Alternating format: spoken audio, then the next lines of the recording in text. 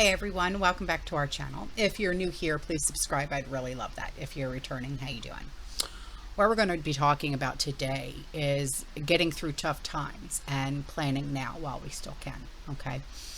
Being prepared for when times are tough or a full-on recession, Great Depression, okay, is an exercise in self-reliant living, getting through tough times, surviving an economic depression or a more personal financial hardship. It's easier if you have skills, learning how to provide for ourselves and our families, and learning some essential life skills now can make unexpected rough times easier to manage. Now, I'm not an economist, even though I understand the economy, okay? I'm a bit of a worrier. I'm a worrywart. What can I say? I'm a mom, a wife, a grandmom, right? Plan for a train wreck. And they say you'll be ready for anything, right? So the next Great Depression, it's looming, right? We've been saying this for a while. But how would you and your family survive another Great Depression? Okay? If we can learn to thrive on less, downturns will be easier to bear. Now, with the world in a turmoil right now, these days, okay, it seems that there's a lot of worrying going on, and not just in my own head, okay? So here's the thing.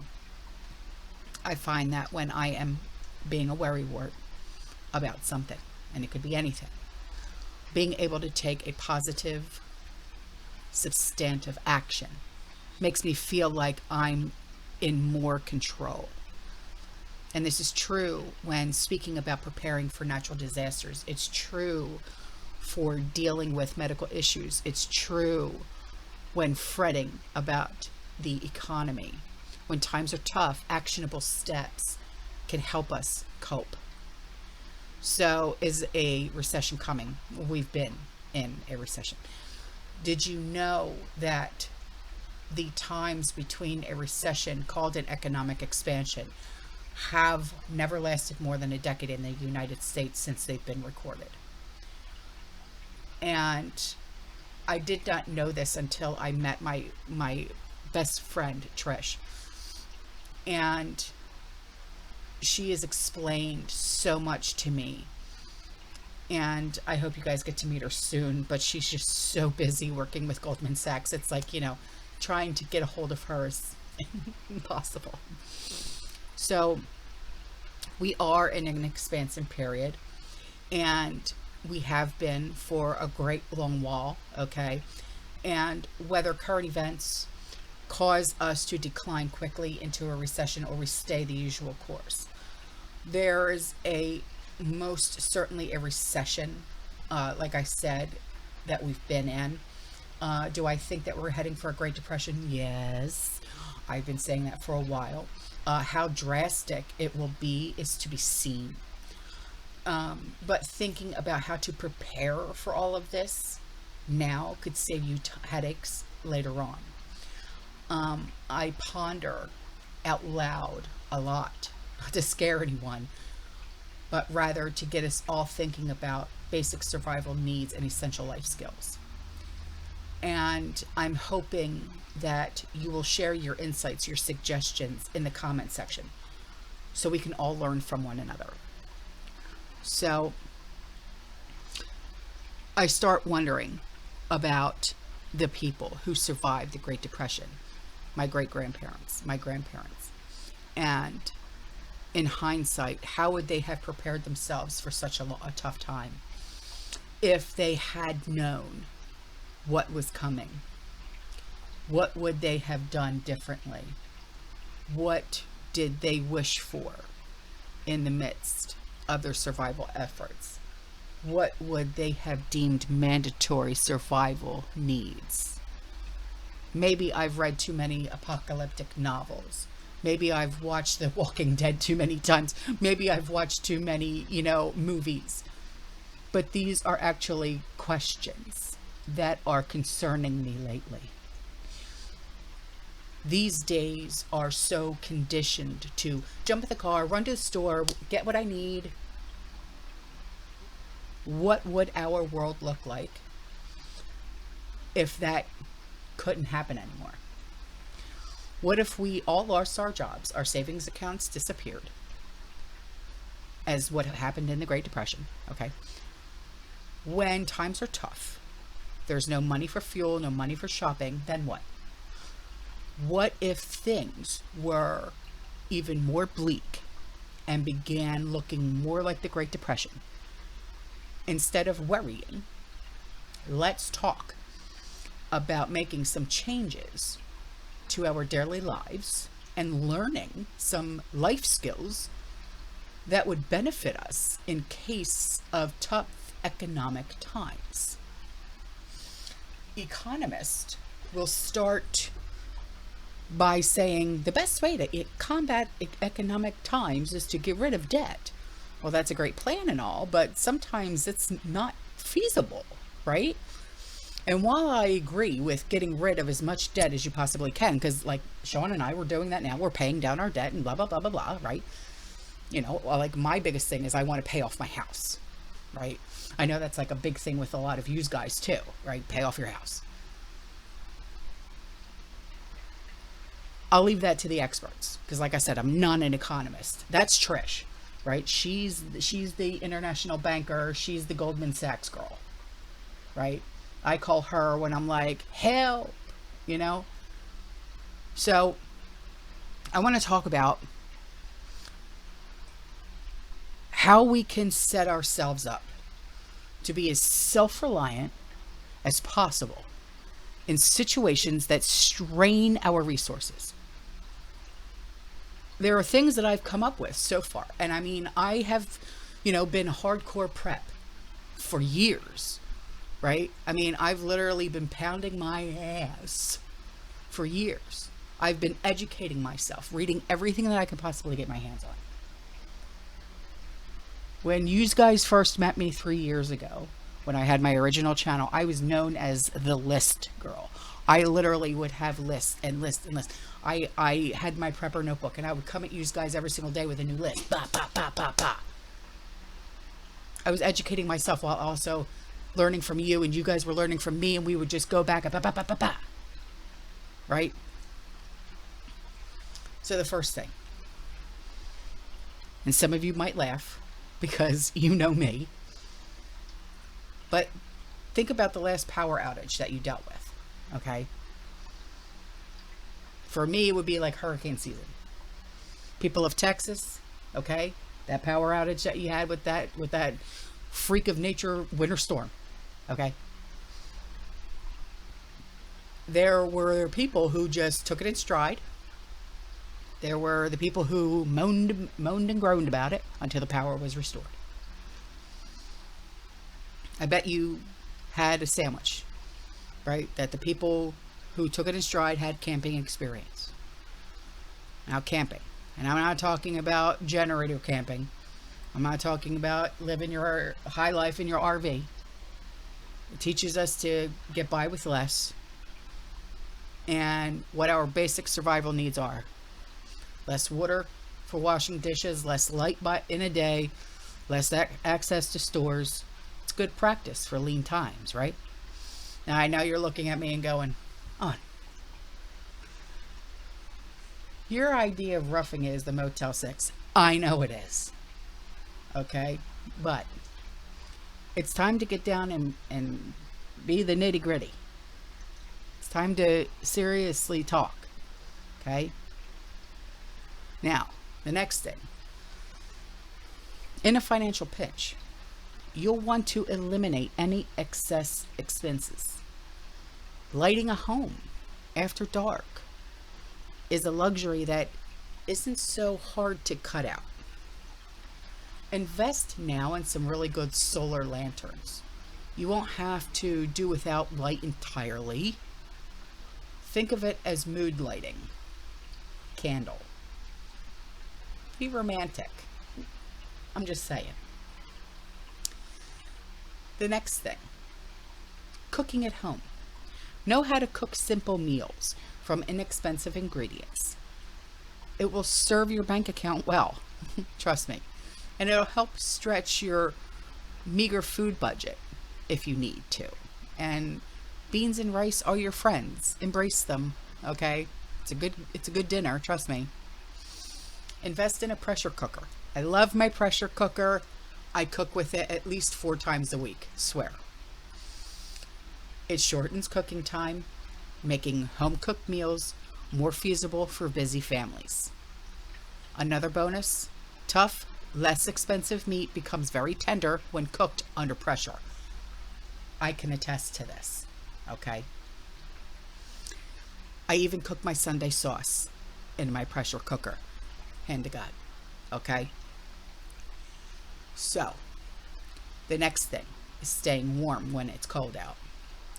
You can save on heating cost by turning the heat down, but you'll need a plan for staying warm, especially if you live in a really cold climate. Heavy clothes, blankets, they're going to serve you well, okay? And another thing to think about is an alternative source of heat.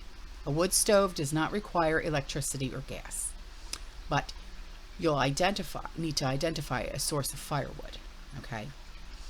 Now, I know this because, remember, I'm from Atlantic City, okay? My parents used to heat the house with the fireplaces because we had a fireplace upstairs and a fireplace downstairs. That's how they heat their home when we were living up north, okay? So I do remember doing that, okay? And a lot of times we slept in the living room or in the den downstairs, okay? So the next thing, in a tough economic time, every little bit helps, and being able to harvest your own food can cut cost dramatically. Even if you have no desire to maintain a seasonal garden, plant some fruit trees or perennial veggies right now, okay? You guys know that I am a sucker for my fruit trees. I have 41 fruit trees on my property that I planted myself, okay? And fruit trees can actually take several years to provide a harvest, but it's so well worth it in the end. Trust me when I tell you. Even if you want to do just something like grapevines, okay? Grapevines, they produce over and over every single year without fail, okay? You don't have to keep planting them. That one grapevine, when I tell you, my one grapevine that I've had for 3 years, I get 50 bushels of grapes off of each grapevine. It's crazy, okay? So, my lemon tree, my kumquat tree, my lime tree hasn't produced anything yet, but my lemon and my kumquat tree started producing right away, like about a year in. My lemon tree that's 2 years old, I'm already getting lemons. My orange tree is 3 years old. If the squirrels don't leave my oranges alone, my little tangerines, we're gonna have a problem. My banana trees are great. My soursop trees, they produce, and they're only 2 years old. So, you know, it all depends on obviously where you live, okay? But having fruit trees, so well worth it. Now, I understand if you don't want to dive in and start gardening. I get it. It's a pain sometimes. But even on a small scale, if you wanted to do hydroponics with just herbs or something like that, right on. There's a lot of information out there. Even with my newsletter that I put out every single month, I do have a gardening section in there just for gardening, okay? And my newsletter is free, so if you haven't signed up for it yet, just email me and just put in the subject line newsletter, and I will put you on the list, okay? So, and also be sure to consider your calories. A person cannot survive just alone on lettuce alone, and lettuce is actually one of the things that's the easiest to grow. Growing food is probably one of the most essential life skills that you can learn. And now is probably a good time to embrace the idea of your freedom gardens. I call it a freedom garden. During the Great Depression, it was the Victory Garden, but I call it a freedom garden, okay? The next thing is food preservation, okay? This prevents food waste. Now, whether your garden is abundant and you found a beautiful patch of wild blackberries, I grow blackberries. I love my blackberries. extending their shelf life through home canning or dehydration, it means that you will be able to enjoy them for a longer amount of time. Okay. And blackberries, that's another bush that the blackberries come back every single year, and you really don't need to do anything to them. Okay. So the next thing is passing on perfection. Okay. Shiny red apples, they are the norm these days, but it's not reality. It's really not. So while the perfect apple goes, to the market, the culls, the ones with the scars, the bruise, they end up in the applesauce or the juice or the vinegar. Okay. They're not inedible. Okay. They don't just pass the beauty test. Okay. So knowing how to use less than perfect food, deformed carrots and soup, dried out bread as breadcrumbs, fallen fruit, will save money. It broadens our perception of what's acceptable if perfect is not an option. Okay. Learn to forage. There's an amazing amount of edible food that is growing in open spaces, in parks, and probably your own backyard. And learn to identify the edible vegetation. Even if you're not compelled to use it right now, the knowledge is incredible and it's useful. And if you really need to stretch your food budget, foraging is the way to go. Okay. So ladies, this one is for you. Guys, earmuffs. Okay. Personal hygiene products are extremely expensive. When money gets tight, who wants to spend it on disposable items that cost a small fortune? Keep a menstrual cup on hand. You might hesitate to adopt this method while you have some disposable income available to you, but in a pinch, you'll be happy with it. Okay. A way to earn extra cash when pennies count. Having a little extra income can help. During the Great Depression, women took laundry and ironing, and they did other people's laundry. That was their extra money. I can't see that happening these days. Who irons anymore? I know I don't, but I'll go on. But the idea is still around and might help you get ahead. Houses these days are quite large. If you own your own home, maybe converting an extra bedroom into a studio apartment makes sense. That, hey, it is what it is. Or maybe your garage. You don't know. You know what I mean? It's an extra maybe like $1,000 a month for you. Okay? Offer your skills to people who can use them. Sell some of your garden abundance, teach a class. All of these things can give you a leg up on getting through some tough times. Okay. Are you like a really experienced cook or a chef? Teach some people. You know what I mean? So the next thing, do you know who your neighbors are? Okay. Bake a cake, take it to them. Be nice. You never know when you might need help, and they might be able to offer you that help. If you need bartering skills, trade abundance, share tools, your neighbors are a great place to start. The next thing is learn some life skills. If you are one of those people who hires a professional when something breaks, are you? Shame on you. So it could take interesting, very quickly if you no longer have cash to pay a trade person. Try tackling simple repairs by yourself so you can learn some basic skills. Learn how to safely operate a drill or a saw on like a fun little project if times get tough. You'll be ahead of the game. I can't tell you how many things I learned how to do by myself. I know how to repair my washer, my dryer, my dishwasher, my refrigerator. I know how to do all these things, and I looked up the model number and the brand of each one of my appliances, and I ordered what I did was I looked up what are the first 3 things to break on each of my appliances, and I bought those things to repair them so I don't have to call anybody, and I learned how to fix these things myself. Okay, so teaching life skills. The flip side of learning some life skills is to share some. Even if it's teaching your grandchildren how to bake cookies, it's a skill that they'll carry with them throughout life, and it's a starter skill. So if they know how to bake cookies, maybe homemade bread is next. Okay, so now let's talk about water. Of course, this is a bleak situation concern, but what if water stopped flowing from your faucet? Did you know that there's a natural spring in your area? Can you set up a catchment system? You know, during the Great Depression, many people were shut out of their banks, unable to access their money. They had it, but they couldn't get it. If we were to dive really tough into economic times, having cash can provide some breathing room, you know? And then this last one, building up emergency supplies. Invest a little bit of money each week, even if it's $5, $10, into building up your pantry to help you get through these tough times.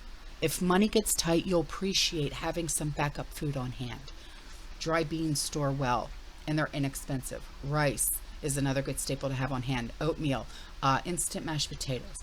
Okay, these are just some things, you know, that even us seasoned preppers, sometimes we forget. Okay. And you may think that you have enough, and then you're like, I think maybe I should pick up another 20-pound bag. You know what I'm just saying? So these are just some things that I just wanted to bring to your attention. It's not like we haven't heard these things before, but a refresher never hurts. Okay? All right, guys, I'm out of here. I will see you in the next one. All right? You stay safe, you stay positive, you keep prepping. And as always, fear less.